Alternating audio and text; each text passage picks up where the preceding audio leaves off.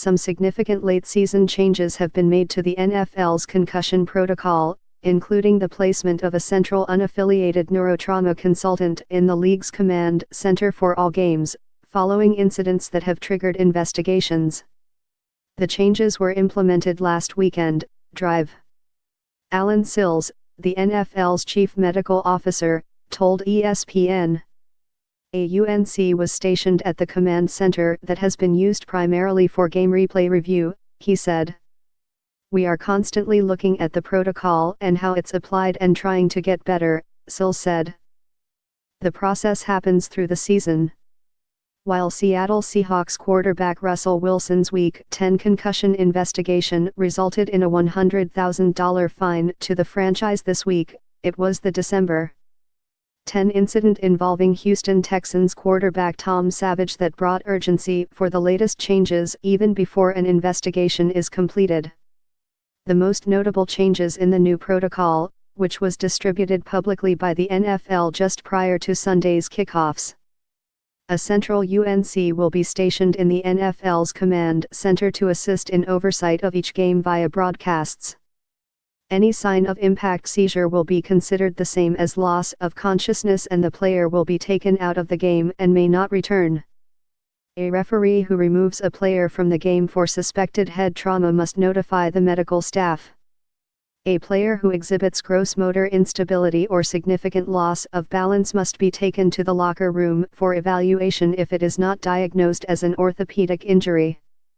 A player who is evaluated for a concussion must be re-evaluated within 24 hours, even if the player has an off day. A third UNC will be on site for the playoffs and the Super Bowl, in addition to the two already assigned to each regular season game.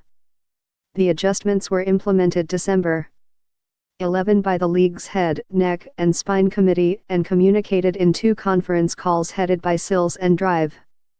Tom Mayer, the medical director for the NFL Players Association, with an estimated 400 people involved in the concussion process, including every team physician, every athletic trainer, every UNC, and every booth spotter.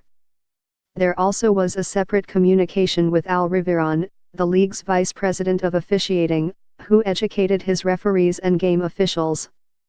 Riveron and his staff also are making room for the central UNC in Command Central. The reason to add an extra UNC for the playoffs and the Super Bowl is to allow a UNC to still be present if another is occupied when a player is taken to the locker room. The practice will be re-evaluated in the off-season. One of the things we learned throughout the course of the season is how we have used the video and how we can improve, Sills said. We also know the people on site don't see every single replay or review everybody at home sees. We wanted to make sure the doctors on the sidelines see the video. Still, I should say that no concussion is ever diagnosed by video. That is for the medical personnel, but we strive to always improve the process, and that's not going to change. Sills said the concussion protocols in 2017 have been successful, for the most part.